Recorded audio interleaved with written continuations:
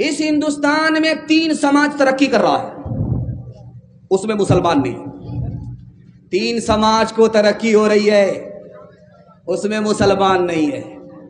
پہلا سماج مرواڑی سماج ترقی کے آسمان کو چھو رہا ہے۔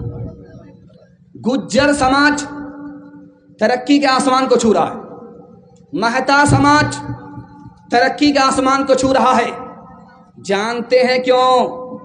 2 وجہ سے مرواڑی سماج کو ترقی ہے، آسمان کو چھو رہا ہے۔ گجر کو ترقی ہے، آسمان کو چھو رہا ہے۔ مہتا کو ترقی ہے، آسمان کو چھو رہا ہے۔ جانتے ہیں کیوں؟ 2 وجہ سے۔ جب مرواڑی کے یہاں جھگڑا ہوگا وہ عدالت میں نہیں جائے گا، وہ سماج میں گھر میں بیٹھ کر کے حل کر لیا جاتا ہے۔ عدالت میں اس لیے نہیں لے جاتے کہ پیسہ الگ برباد ہوگا، وقت الگ برباد ہوگا۔ پیسہ تو واپس آ جائے گا، لیکن جو وقت چلا گیا وہ کبھی واپس نہیں آئے گا۔ اور دوسری وجہ جانتے ہیں؟ مرواڑی سماج کو ترقی ہے، مہتا سماج کو ترقی ہے، گجر سماج کو ترقی ہے۔ اس میں کوئی بھی اگر نیچے گیا سب لوگ مل کر کے اس کو سنبھالتے۔ اس میں 1 مرتبہ کوئی نیچے جائے گا 100 مرتبہ سنبھالیں گے، اس کو اپنے حال پر نہیں چھوڑیں گے، اس کی مدد کرتے رہیں گے۔ اس لیے ان کو ترقی ہے، آسمان کو چھو رہے ہیں۔ اور مسلمانوں کا جھگڑا گھر میں حل ہوتا ہی نہیں ہے، سیدھا عدالت میں جاتا ہے۔ ایک ضلع میں ڈوری ایکٹ کا مقدمہ مسلمانوں کا کتنا ہے؟ 34 ہزار صرف ڈوری ایکٹ مقدمہ ہے۔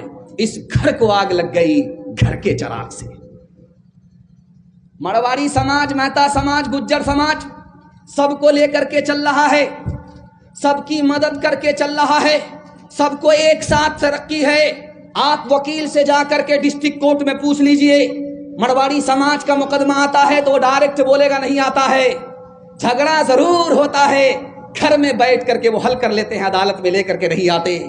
اور مسلمانوں کا حال یہ ہے کہ یہ بغل میں پھوس والا ہے، دوسرا مسلمان پکے کا مکان بنایا، اب اس پھوس والے کو کھجلی شروع ہوگی، اس کو نیند آ ہی نہیں رہی ہے، دوسرے کے سکھ سے پریشان ہے۔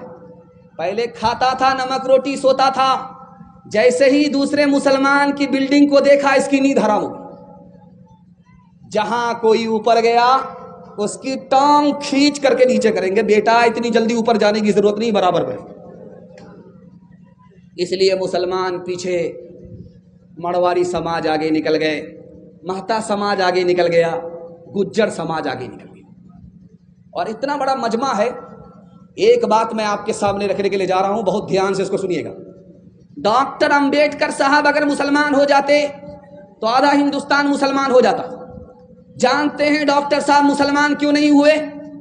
انہوں نے کہا کہ میں اس لیے مسلمان نہیں ہو رہا ہوں، مجھے 100 میں 80 مسلمان شکل سے مسلمان ہی نظر نہیں آ رہا ہے، اس لیے مسلمان نہیں ہوئے۔